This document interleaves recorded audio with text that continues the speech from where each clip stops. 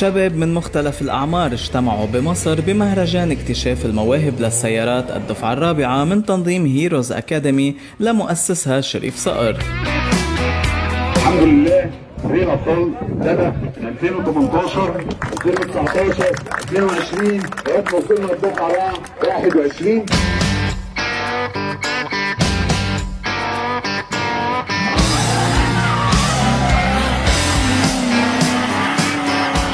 مجموعة من السيارات الرياضية والكلاسيكية وأيضا الدراجات النارية شاركت بهالمهرجان الرياضي، وحتى الدراجات الهوائية كان إلها حصة بهاليوم. هنشوف بلدنا العجلة كان هدف من 2014 ان انا الف مصر كلها. اخر رحله ليا كانت جنوب سيناء بفضل الله، لسه من 15 يوم، وتصورت صوره تحت الميه بالعجله، وده كان حلم حياتي، لان كان سور الغلاف بتاعي اللي هو الكتاب اسمه الرحاله هتكون هي دي الصوره. فبشكر كابتن شريف وبشكر كل الضيوف. وكان نفسي اجيب لكم مدلعه من عندنا بس للاسف مفيش وقت. فبشكر عجلتي ان هي عرفتني بالناس الجميله ديت.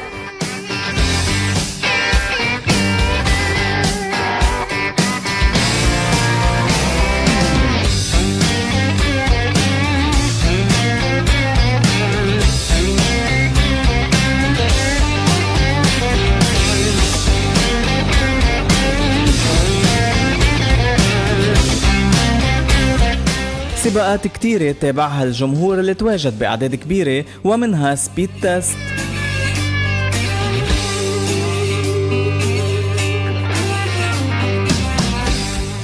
دراج ريس،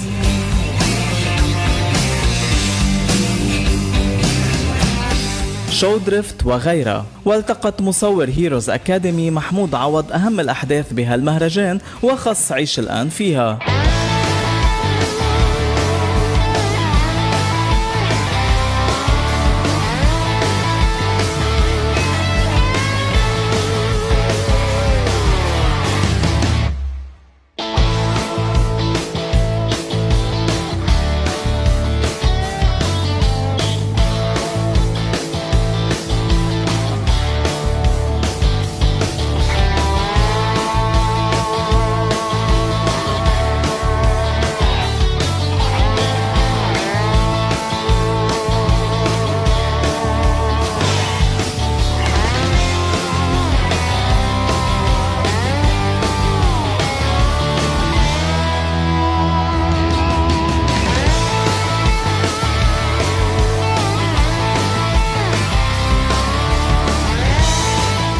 فريق الأبطال. فريق الأبطال.